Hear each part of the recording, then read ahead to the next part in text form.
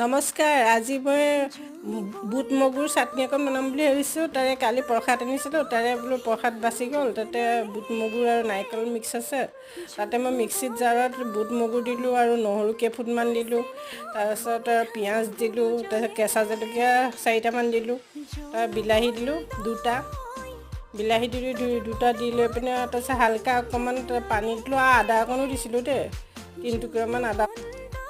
মিক্সিত ভালদৰে পিচি ল'লোঁ, একদম মিহি হোৱালৈকে পিচি ল'লোঁ ভালকৈ।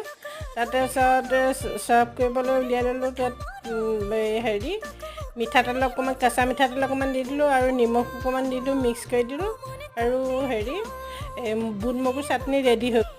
আপোনালোকে এনেকৈ বনাই খাবচোন চাটনি, বুট মগু থাকিলে। তাতে চাটনিকণ দুপৰীয়া সাঁজত হ'লে ভাল লাগে। যদি ভিডিঅ'টো ভাল লাগিছে লাইক আৰু শ্বেয়াৰ ছাবস্ক্ৰাইব কৰি দিব। Thank U.